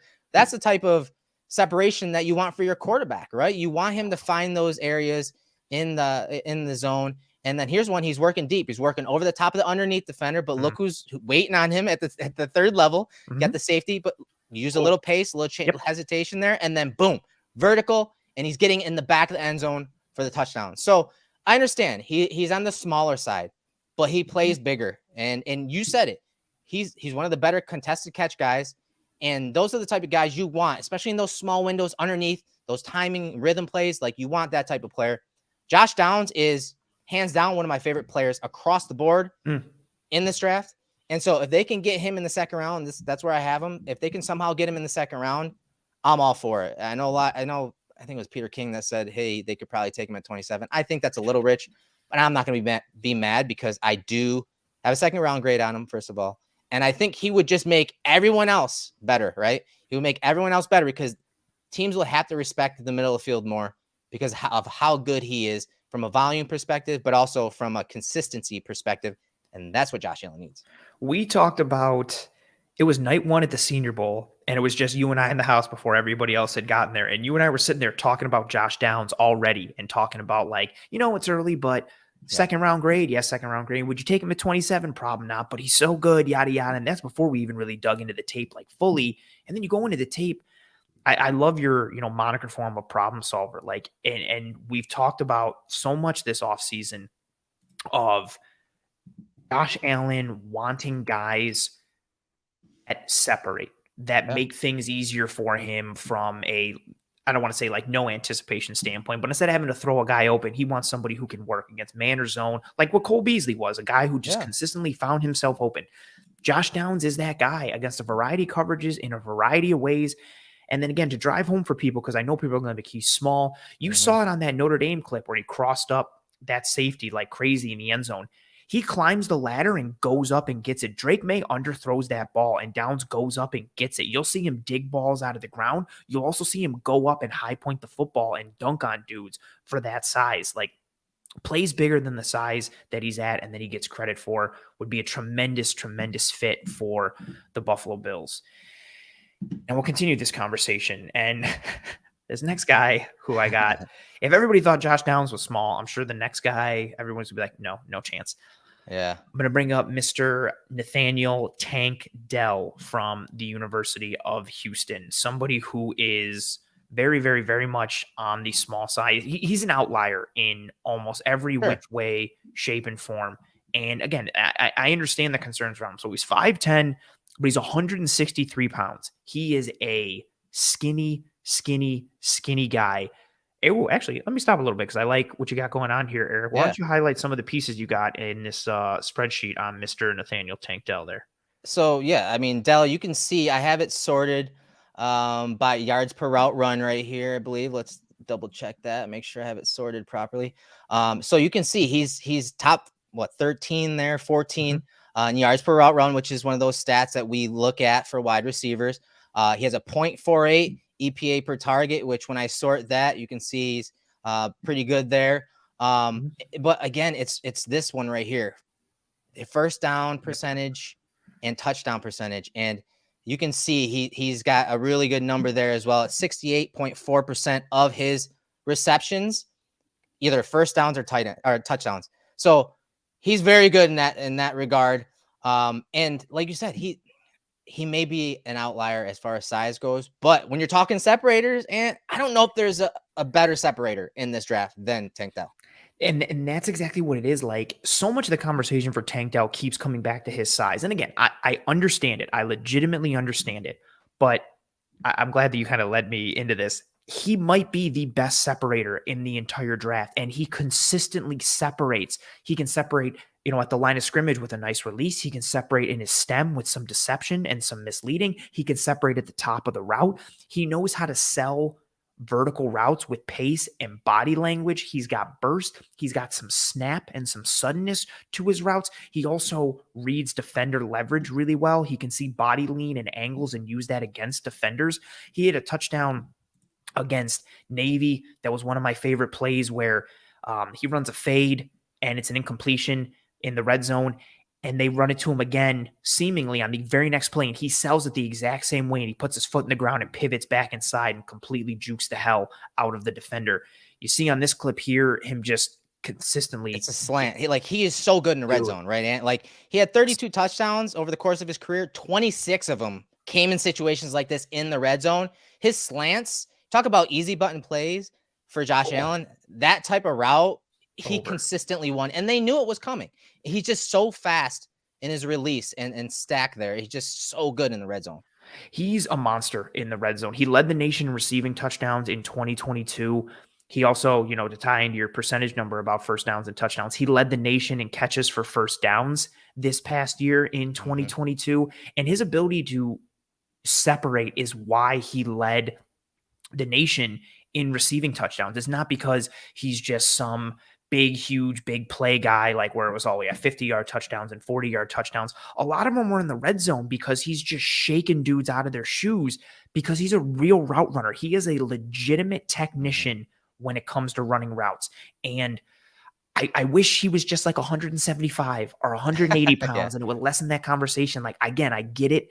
I do think he's an outlier from a size and frame perspective, but he separates consistently against man and against zone. His ability to function and live in those worlds. Some more numbers similar to Josh Downs. So again, out of those 63 qualifying wide receivers, Dell was fourth in reception percentage versus man coverage this past year at 73.5. First in touchdowns versus man coverage with 11. He was eighth in yards per route run versus man. He had the most first downs versus man coverage, and he had the 15th highest QB rating when targeted versus man. And that's not to say that he can't succeed against zone, because he can. Right. The point is he separates in a variety of ways. Look at me that, the way the deception there, like he sells the inside and then quickly pops it back out. He's a real route runner and a real technician. And for somebody who I think would be solid on that day 2 range, like I really like him at potentially being at that 91 spot. I don't know if he's going to go earlier or later because of the size and the frame,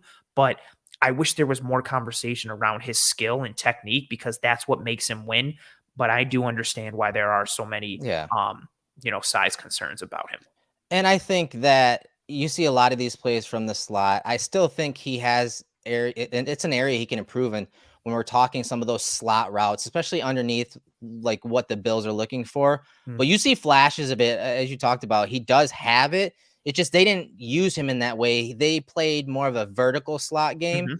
But you can see as soon as he catches the ball, his transition from catching it into that runner mentality, it's quick and it's sudden, and he separates. And so I'm excited about that. I still think he can be even better when it comes to running routes from the slot.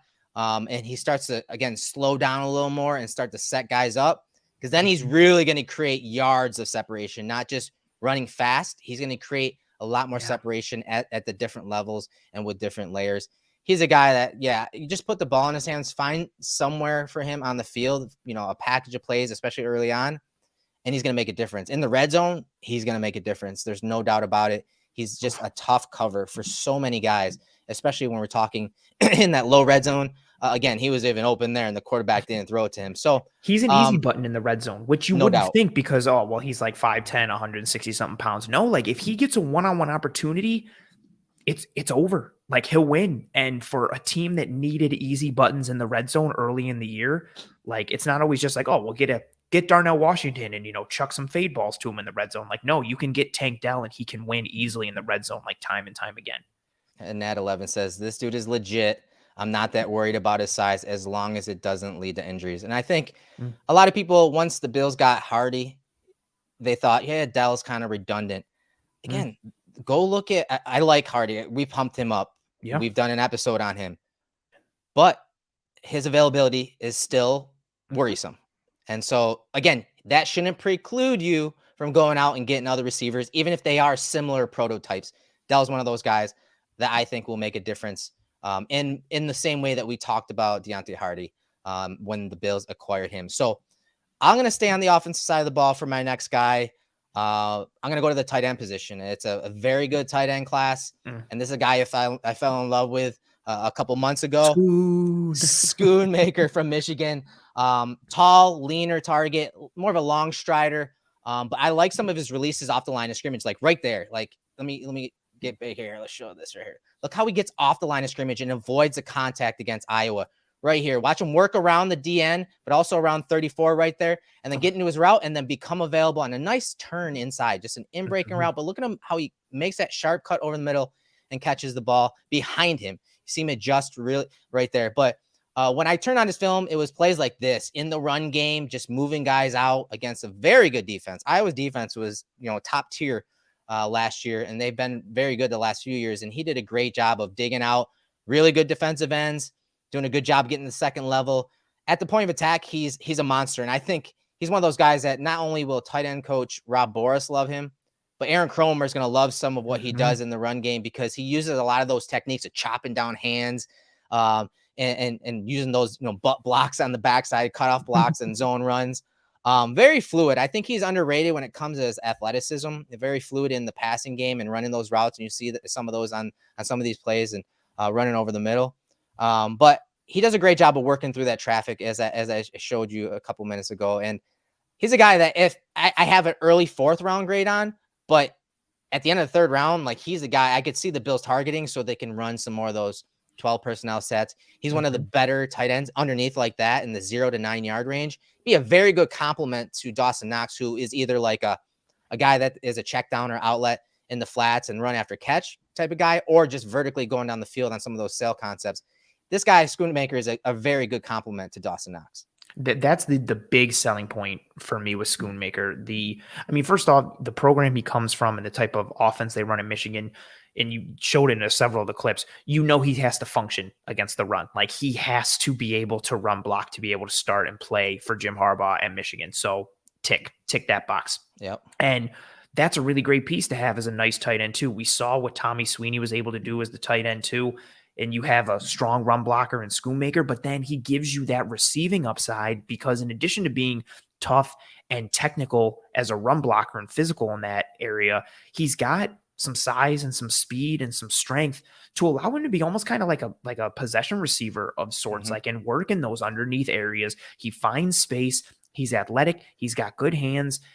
He's solid and reliable. I really think he's one of, I think he's got some low end, tight end 1 upside, but I think he's especially for the Bills, is just such a quality tight end 2 complement if you're pairing him with Dawson Knox. Like, this is a 12 personnel grouping where you've got 2 tight ends that would be athletic, that are mobile, that are tough, that can block. Dawson Knox's blocking ability is something we've talked about on the show going back to the 2021 season, but Schoonmaker really ticks that box, and then his ability to consistently get open and I think he's a strong number 2 from a rookie perspective, and then it could really develop and kind of be a legitimate piece. And I'm a huge fan of 12 personnel. I think it's one of the ultimate dictation weapons for an NFL offense and offenses in general at that level.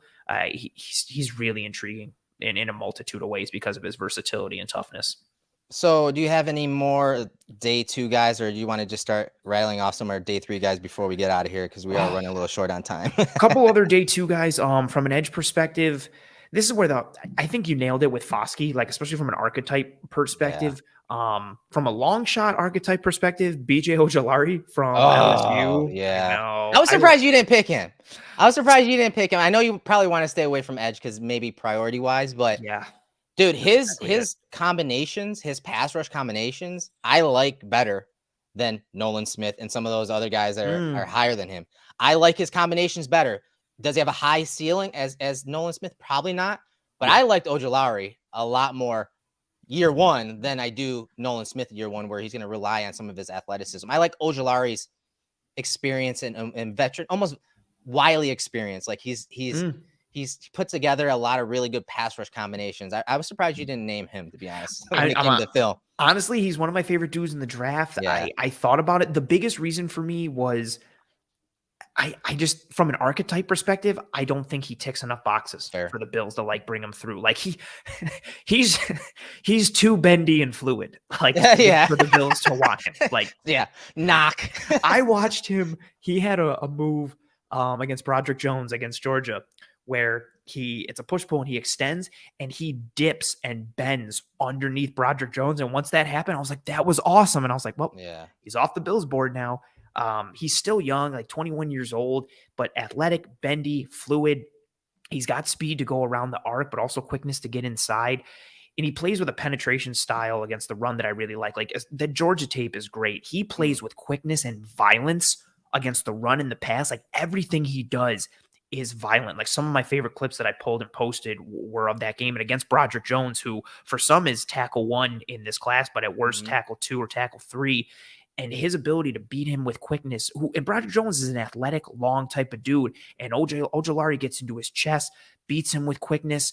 There's a couple. Like he's got some really fun reps. That one against Tennessee, him playing the run, reads the pulling guard, wrong arms him, gets low, makes the play in the backfield. This was nice too. He does that a lot too. He did that a lot. And you don't expect that like with regularity. This one, again against Broderick Jones, watch him make the contact and then the violence in the dip. Watch him just quickly bang. And he just pulls Jones down quickly with that left arm. And then also notice before he, it's so funny because I pulled this clip so long ago. And like, as I watch it, it's all coming back to me like Celine Dion. Watch that right arm lift Broderick Jones's left arm off of him. And then once he does that, he gets the edge and then uses that left arm and just pulls himself through. Like the strength and the body torque, it's pretty and it's also violent. And then this one against the run, I love. Again, you see violence in him jumping and dipping inside. There he is on the right side, bang, and just quickly jumps inside, makes the play. Just quickness, explosion, power, some bend. He's got some wrist control to him. He can detach from offensive tackles. He's a guy like with a good amount of upside. I don't think he's a scheme fit necessarily. I also like Felix Anudike-Uzomah, the edge from Kansas State, another dude who plays violent, plays a bit like a velociraptor. It's just archetype fits, man. Yeah, I know. And that's we talked about it earlier in our clubhouse session where we were talking about the draft a lot. And maybe Sean McDermott taking the play calling over and the style that he wants to play, maybe they start leaning into some of those type of bendier type players. I wouldn't hold your breath, but who knows? Who knows? Until I see it, I just can't fully get behind it. It's so funny that, damn it, you being like, oh, I thought you would have done Ojulari. I wanted to. I'm just like, I just don't think it'll happen. No, that's fair. And that was kind of the purpose tonight. The day 3 guy that I really like, and he's a guy that it started in day 3 and then just has ascended, and he damn near might slide into day 2. End of day 2. Nick Saldiveri, right tackle from Old Dominion. He plays every offensive line position. He's kind of like Ryan Bates. He played right tackle in a lot of these clips, but some of these clips you're going to see him rotate inside to guard. And he played some center before. He's another one of those high character guys that I think when we're talking archetypes, I think he probably bumps inside, but the Bills love these type of guys. Aaron Cromer loves these type of guys with positional flexibility. And I think look at that. I mean, just an incredible balance in transitioning there from when that pass rusher went from speed to power. I think he's a guy day 3 that I would pound the table for. And again, he might go day 2, but I still think he's a guy that the Bills are very high on. Who's a day 3 guy maybe that stands out for you for the Bills when we're talking maybe archetypes, either side of the ball? If we're sticking with the offensive line pieces, I think Wanya Morris, potentially from Oklahoma, the other side of the ball, kind of like almost like like a mini Anton Harrison, like a lot of similar characteristics from like the length and the athleticism perspective. Needs to clean some things up from a technique piece. He's got a little nastiness to him too. Yes, he does. Like him and I think almost a little bit more than Harrison, but you see that like finishing from a physicality and nastiness perspective with Wanya Morris. So he's somebody who I like. He's another one too. I was like, oh, he could be had like in at the third or maybe even the fourth. And now it's like, is he going to go in like early day 2? Like, especially with how Saldiveri has climbed up. He's a very interesting one for me. I like him too, because I think like even before the Senior Bowl, when we were looking at our archetypes, he's a guy that we saw he could probably transition inside 6'4" and 7/8, 317, 35 and 3/8 inch arms. He's got really long arms and quick hands against the pass rush. I like some of his sets. He's a guy, if you watch enough film on him, you're like, man, he plays kind of ugly. Like it's never like pretty. Exactly. He gets it done. He wins dirty, like not dirty like he's a dirty player, but he wins ugly. Understands how to win. Yeah, and he'll do whatever it takes to win. But some of his athleticism, when you see him get on the space, I think there's some areas there that he could definitely improve on. But he's a good one. He's another one of those guys that is an archetype fit that I could see Cromer really liking. The other guy that I want to bring up is also an offensive lineman, and we're going to stay in North Carolina. We talked about. I'll say this is one of mine too, but I know you like him more than me, so I didn't want to say him. Yeah, he's a guy that the Bills love. Very good balance. Asim Richards, tackle from North Carolina. Austin Gunn, the offensive line coach, assistant offensive line coach, worked him out at his pro day. Very athletic guy, like sneaky athletic. And he has really long arms as well, as you can see on some of these plays against Notre Dame. You can see that balance and athleticism. You see that him anchor down versus that power rush and then finish there against Notre Dame. I love this play right here. So you see, this is amazing. He sees a spiker come inside, right? Here's a spiker right there. Number 8's coming inside, and here's the looper. So he escorts that guy to his teammate, but then watch this looper come all the way around. Watch the athleticism. This is like that wave drill that they do at the combine. Watch him kick out wide right there. Like, that's amazing. That's an amazing set right there. And this is the type of stuff we talked about, the Bills offensive line and where they struggle, especially on those third downs, on these games, these 2- and 3-man games, and passing them off. Like, this is one of the better plays from an offensive lineman when we're talking these type of twists and picking that guy up and then sealing the edge and still setting the width of the pocket. And then look at the play speed. He latched his hands on. And he's like, did the ball get thrown yet? Right. Like, he's ahead of the play. This guy, if he gets it with Cromer's going to make this guy a starter in the next year or two. Like, he's that good. I think Cromer can do some really good things with a guy like Richards. He's got the traits. He got a lot of good measurables. What I really like, just to, I mean, everything you said was accurate for me, but I wanted to add as well, like, it's nice to see him have competition on tape against dudes that are good. Like in this game against Notre Dame, he battles against Isaiah Foskey. In the game against Clemson in the ACC championship, he's got a ton of reps going up against Miles Murphy, who a lot of people like as a top 15, top 20 prospect in the first round. And I think he's somebody who I think you could realistically still get him on day 3 in that, I think probably like 4th round range, based on some of the buzz that's going around him now. But I mean, kind of take the buzz with a grain of salt. I like the long-term piece with him, like somebody who comes in, have him compete against Spencer Brown. Even if he doesn't beat him, I think you have the long-term potential, like you mentioned with Cromer, because of his traits, because of his tools, what you can build upon, and the depth and everything you have in his ability, have flexibility and versatility. Like I like that rep, that Virginia rep there. Sorry, I wanted to stop. I knew it was coming, and so I just got to stop. So I wanted to see it. Yeah, he's got some quality reps, and it's unfortunate that he's another name that continues to kind of trickle up draft boards. Another one for me, from a receiver perspective, I really like Jonathan Mingo, but he continues to climb up boards. We talked about him on the show. I don't want to drill too home on that. One more interior guy for me who I really like, Kobe Turner from Wake Forest. Yeah, you've been pounding the table for him for months. Yeah, I don't think he's going to end up being a Bill. He plays like a velociraptor, and I think he's a really ideal third defensive tackle in a rotation for a team. And for a team like the Bills that rotate defensively, especially on the interior and holistically across, like his ability to just function in oh, sweet, we got some clips. So this is him lined up. He's over 71 right now. He kind of slants on the snap, and you'll watch him dive inside, reads the play, and he just plays with his hair on fire, spins out of it immediately, and then gets by and makes the tackle. Like everything he Great does, tracking there, yeah. Everything he does is at 110 miles an hour, which sometimes can lead him to kind of get in some trouble. Like he will get too far upfield, or almost kind of like he's kind of going into business for himself and freelancing a little bit with what he'll do. But this one is wild. So he's in the 3 tech. There you go. You got him highlighted.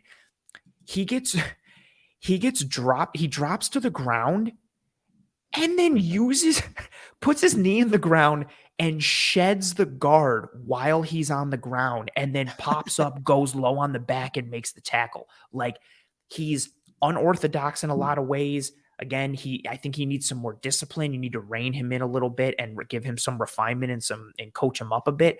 But he just plays like a velociraptor. Everything is hard. It's physical. It's violent. He's also got, there's another one too. Just getting, so he's lined up, head up there, right over 74 over that left guard. And you just see on the snap, low, violent, gets into his man, handles the double team. Doesn't, for a guy who's on the smaller side, you see him hold up well against double teams. There's another one in this game where he holds up in the red zone on the goal line. Like you don't see him get taken out of the play. You know, not the best feed block in the world in double team, but he's got the ability to hold strong at the point of attack, the ability to make a play. Oh, this is that one. Look at the ankle flexion. Look at him get low. He drops his knees, and he eventually gets driven back on this one, but he makes the lineman have to work for it. Like he just gums up the works because everything he does is he did his job here. Exactly. He did it. Exactly. He did his job there. Kept gummed up the clean. Works. Boom. It's ugly. It's messy. He made it ugly. He made it messy. He plays violent. He's also got some fun, stats as well. Out of the 204 interior defensive linemen in 2022, he was 25th in pass rush productivity. He was 14th in total pressures.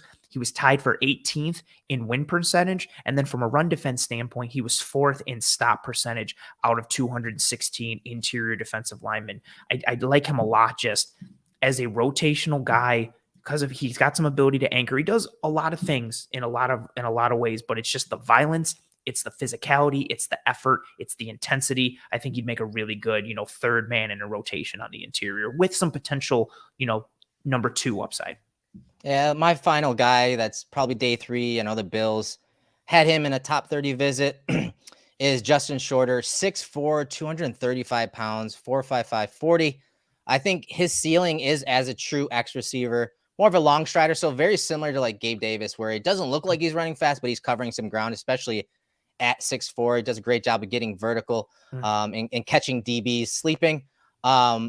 I really like his hands. Honestly, he's got a 5.5% drop rate. He only had 6 drops on 177 targets, 82.375 inch wingspan, 33 and 3/4 inch arm length. So very big, long wide receiver. Could do a lot of the stuff that Gabe Davis did. You saw a lot of glance routes off RPOs over the middle, very reliable over the middle. But he does have that speed to lift coverages still. And again, very much like Gabe Davis and a willing blocker in the run game. I thought his numbers could have been even better if Anthony Richardson had time. If Anthony Richardson had some time to push the ball down the field, there were routes where Shorter was just running away from dudes, and Richardson didn't have time to get the ball down the field to Shorter. Like this glance route, look at that over the middle on the RPO. Like this is the type of stuff that obviously the Bills have run for many years now. I really like this guy. Big, long, reliable as a pass catcher. And again, he can pitch in on the run game. A very good player. When you look a lot of the advanced stats, he's up there again for his reliability and production, the amount of games he's played in. He's a solid player that I think the Bills are really high on, especially when we're talking day 3 targets at wide receiver. And you mentioned like the archetype archetype. We're at the home stretch here on the pre-draft process. I'm falling apart. You mentioned the archetype fit, and that's so important when you're looking at guys on that day 3 piece. You're looking at guys. It's positional need and best player available, but it's also, again, like, does this guy tick the boxes for what my team or what a team looks like? And yeah, especially these late round guys, right? Like, that's what they're looking for, scheme type fits, right? Yeah, you're looking for somebody who those day 3 guys, a lot of them are going to kind of cut their teeth on special teams, but if they're going to make it offensively or defensively, teams want those guys that make some kind of a puzzle piece fit schematically into what they already have. It increases the floor, and it creates the reason that, DeMar Hamlin and Dane Jackson were successful in this Bills defense, despite being late round picks, because they come from Pat Narduzzi's Pitt defense, which translates very well to the Buffalo Bills defense. And, Shorter is a guy from a frame and size perspective and from a skill set piece that, like you mentioned, like, ticks a lot of those archetype boxes, and it makes sense on day 3, especially depending on what happens with wide receiver early, depending on what happens with DeAndre Hopkins. Oh, I'm going to stop because that's an awesome comment from James. James says, awesome analysis, guys. The best, with an exclamation point. Let's support these guys' hard work by everyone smashing that like button. James gets it. James is arguably the smartest person in the room right now. And James, we appreciate the you guys need to step your game up and be like James. All right? Everybody be better and be like James. But sincerely, thank you for being here and thank you for the kind words. Shorter ticks a lot of those archetype boxes, which makes a lot of sense on day 3 when you're tracking. Look at the tracking on this post route. Like, this is ridiculous. Over the shoulder. Look at him looking back. How difficult that is. This is the first one I ever saw of him, and like, I initially was watching it from a Richardson perspective, and then as I kept watching it because it's so pretty from the end zone angle, I was like, actually, that's good tracking from the receiver. This was my first Shorter experience, and this one got me hyped. Yeah, I like him late in the draft. Defender draped on him. The defender making contact early, getting a hand on the shoulder, could easily distract him. Doesn't happen. He brings it in. Yeah, it's this draft is here, guys. We rattled off as much as we could. We don't take too much time. We went a little long. Greg and Aaron are coming up here in a few minutes, but I've been off the last couple of weeks. I had a lot to get off my chest. All right, so we didn't get to everyone. We had to kind of move through it, but as I said, we went long. And we're excited for the draft, and stand by for a few more minutes. Greg and Aaron are up. We appreciate all the support, you guys hanging out with us tonight. We didn't have too much film. We just brought up kind of what we've been working on and just dumped it on you guys the last 2 hours, basically. Here it is. But yeah, if you guys are interested in more content, video content on some of the guys that we mentioned, maybe we didn't get to show you some film. I'm telling you, search our handles and you're going to find a lot of that film. We like to show our work. You may not agree with us, but when we say these comments, strengths, weaknesses on these players, we show it. We show the work. So that's the most I ask, from you guys is, hey, at least respect that. You may not always agree. Jason usually does. He's been with us for a long time. Jason just says great analysis. Thanks, guys. No, we like to thank you guys. We couldn't do this without you.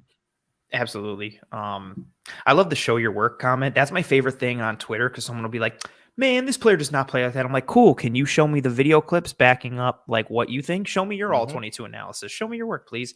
Yeah, it's just always just like, okay, well then here's the link. This is what I have. And we saw a comment earlier, like, do you guys just watch clips? No, we watch the entire all 22 and then we post the clips. I use my clips as my notes. So all the notes you saw on the screen, those are my notes in video form. So we always like to show our work. Again, you may not agree with us, but we show our work, and those are the conclusions we came to based on the film we watched. That's all. Yeah, absolutely. Like, you use your clips as your notes. Like, I clip things that I think are representative of who the player is holistically. I'm not out here just clipping highlights to be like, oh, look at this guy. And then it's like, no, he really only did this once and he sucks. And I'm just lying for clout and for attention on Twitter. No, the work is put in consistently by us here on the show. And we appreciate all the kind words and you folks appreciating our work. Thank you, Daniel. Daniel saying, great show, Eric. Excellent coverage and analysis. We appreciate the hell out of you. Thank you very much. Yeah, so we had some film in on this one. But Eric, as we go forward, starting with next week's episode of the Film Room, there's no better place to be. Yeah. The Bills are going to be making some important draft picks this weekend, Thursday, Friday, Saturday. We will have you covered here in the Cover One Film Room live next Wednesday at 7 p.m. Eastern, breaking down anything and everything you need to know. We'll see who the Bills pick, and then we'll coordinate and lay it out like who we're going to cover each week and how we break it out. But the film room will have you covered for the film breakdowns you need to figure out who these players are, what they bring from a skill set and scheme fit perspective, the hows and whys of whoever the Bills take in this draft weekend. We will have you covered here in the Cover One Film Room. Also, check out the Cover One channel in general for some content before next week's film room. I know Eric mentioned it in the lead-in. He'll be doing some breakdowns on some of the players. I'm sure there will be content being pumped out between tomorrow night and Friday and Saturday and Sunday on some of those folks, and then we'll knock it all out with the film room next week. Also, just in case you folks don't know, live here on the Cover One channel, we will have a live stream of not streaming the draft, but covering the draft content tomorrow night, starting live. Round one starts. That'll be on the Air Raid Hour channel. Friday night, we will have you covered in the same way. That'll be on the Disguised Coverage channel Friday night. Saturday, we'll have you covered for day 3. That'll be on the Going Deep channel. And then live tomorrow night after night 1, live Friday night after night 2, and live Saturday after day 3. Myself and Greg Thompson will be going live with high-level analysis of the draft and talking a lot of puzzle pieces and some scheme fits and some initial reaction there as well. So there's a lot of content coming your folks' way these next 3 nights and days as we get forward towards the draft. But this has been a tremendous episode. We appreciate you folks for being here, the kind words, the presence, the back and forth with each other, the questions for us, and the engagement with us. We appreciate the hell out of you. For those who didn't join us live on this show, that's cool. Thank you very much for your post-live view, listen, download. If you are here on YouTube right now, please, please, please, and thank you. Whether you're here live or watching post-live later, please drop a like on this video. It goes a long way towards helping us to track and trend in front of more eyes and ears. If you're on one of the podcasting apps or platforms, please rate and review. Also, please, please, please, and thank you, subscribe. We've talked about it here on the show. We had some technical snafus on the podcasting side of things where some of our links got broken. So please, please, please, and thank you. Subscribe, rate and review and all that stuff. Tell your family, friends, and loved ones about how awesome this show is. If you thought the show was terrible, fix yourself and be better, and tell your enemies about the show and try and ruin their day. We're going to get out of here. Stay tuned on the channel for Greg and Aaron coming up live in about 10 minutes at 9 p.m. This has been another episode of the Cover One Film Room for myself, Anthony Prohaska, for Mr. Eric Turner. We hope you and your family and friends and loved ones are all doing well, staying safe, be kind to one another, take care of one another. Godspeed. Merry Draftmas. And as always, go Bills.